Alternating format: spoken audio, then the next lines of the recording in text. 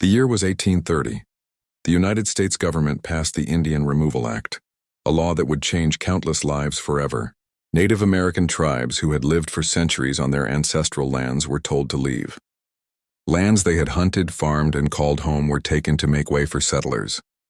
Among those affected were the Cherokee, Muskogee, Creek, Seminole, Chickasaw, and Choctaw peoples.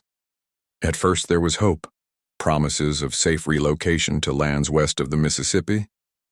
But hope quickly turned into fear, then into terror. Families were forced from their homes. Soldiers marched beside them, guns ready. Children clutched their parents' hands, elders leaned on canes, and everyone carried what little they could.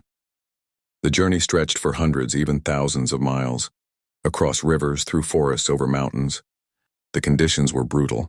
There were no proper roads, no shelters, no enough food. Harsh winters and scorching summers battered them. Disease swept through camps. Smallpox, cholera, and dysentery claimed the weak. Starvation stalked the travelers, and exhaustion became constant. For many, it was more than a journey. It was a nightmare. Parents watched children succumb to illness. Elders fell behind, unable to continue, and were sometimes left behind by soldiers. People collapsed along the path, their bodies buried hastily, leaving empty spaces in the ranks of families and tribes. The name Trail of Tears captures the grief, but it cannot fully convey the horror. More than 15,000 Native Americans died on these forced marches. The cries of the dying, the wails of parents, the quiet suffering of those who carried on. All of it became part of the land, part of history.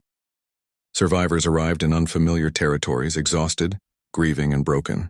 They were given land that was often less fertile, harder to live on, and already occupied. Many never recovered from the loss of family, culture, and home. Generations were affected, carrying trauma, hunger, and sorrow for decades to come. Yet even in this darkness, stories of resilience emerged. Communities rebuilt, preserved traditions, and passed down histories to remind the world of their suffering and survival. They transformed sorrow into endurance, grief into culture, and loss into memory.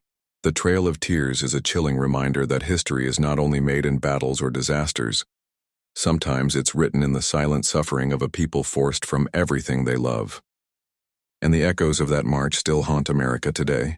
Because the scariest histories aren't always about monsters or wars. Sometimes they're about injustice, power, and the price of ignoring humanity.